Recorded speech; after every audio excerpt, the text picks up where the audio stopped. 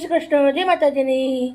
આજે હું લઈને આવી છું સરસ મજાનું કારેલાનું શાક। કારેલાનું શાક તો બધા બનાવતા જ હોય છે, પણ આપણે એકદમ નવી રીતે બનાવીશું।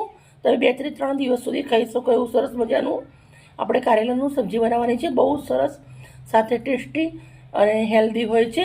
કારેલા જેટલા કડવા હોય છે એટલા ગુણદાર હોય છે। તો આપણે આ કડવા કારેલાનું શાક કેવી રીતે મસ્ત મજાનું ગુણદાર બનાવવું, ઓછું કડવું લાગે એવી રીતે આપણે બનાવવાની રીત ચાલુ કરશું। પણ સૌથી પહેલાં કારેલા મસ્ત મજાના છોલી, સમારી અને રેડી કરી અને પછી અગાડી તમને બતાવીશ। આ બધું કરવાનું તો વિડીયો બધો મોટો થઈ જાય। આ કારેલા સાફ કર્યા પછી મળીએ અગાડી। કારેલા પતલા પતલા સમારી અને મીઠાના પાણીના અંદર ધોઈ લીધા છે।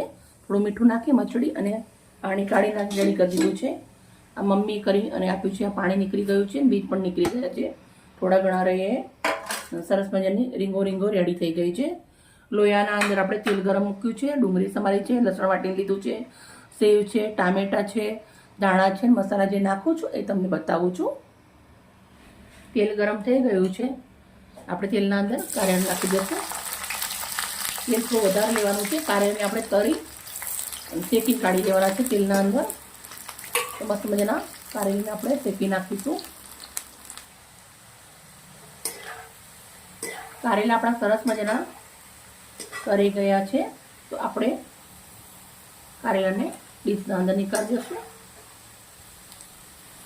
મિત્રો, તમે સબ્જી કારેલાને બનાવતા જ હશો અને ખાતા જ હશો, પણ જેવી રીતના હું બનાવું છું એવી રીતના એકવાર જરૂરથી ટ્રાય કરજો। બહુ જ સરસ અને નાના મોટા બધાને સરસ લાગશે। આમ ઘણીવાર બાળકો નથી ખાતા હોતા, પણ જેવી રીતના હું બનાવું છું એવી રીતના બનાવજો, મસ્ત લાગશે છોકરાઓને પણ।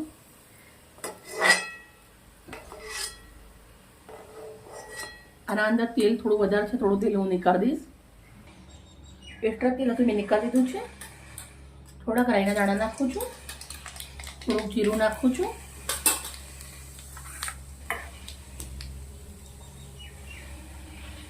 હવે આપણે ડુંગળી અને વાટેલું લસણ નાખવાનું છે। રાઈ ફૂટી જાય પછી નાખવાનું।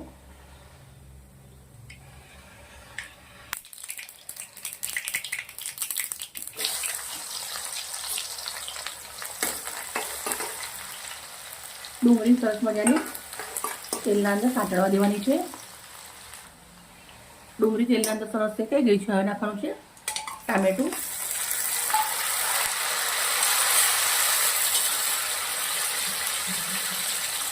થોડું મીઠું, થોડી હળદર,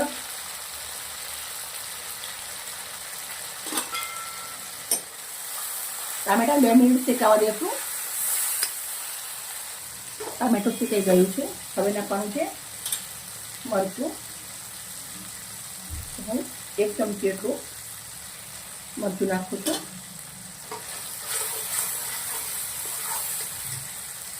થોડુંક નાખીશું પાણી।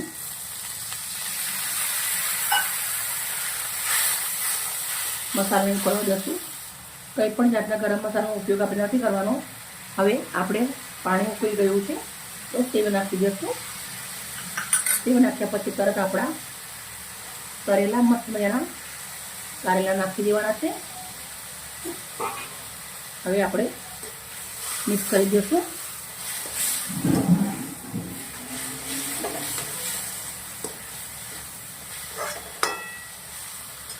હવે થોડા લીલા ધાણા નાખીશું,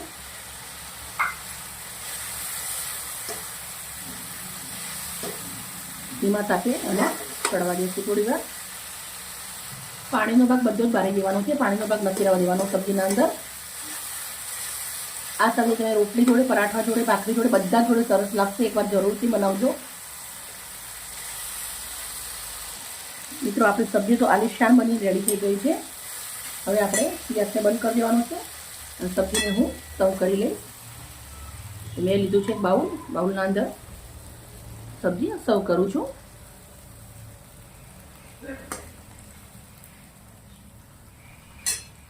આપણી સબ્જી બની અને રેડી થઈ ગઈ છે। થોડા કેવા લીલા પાન નાખું છું ધાણાના અને આપણી સબ્જીને સજાવી દઉં છું। મિત્રો, આજની વિડીયો મારી સારી લાગી હોય તો પ્લીઝ અમને લાઈક કરજો અને સબસ્ક્રાઈબ ના કરી હોય તો એ કરજો। અને આપના ઘરના અંદર ડાયાબિટીસવાળા પેશન્ટ હોય એમના માટે જરૂરથી બનાવજો, બહુ જ સરસ રહેશે એમની હેલ્થ માટે। કાલે આવીશું નવી રેસીપી સાથે. Okay, bye bye.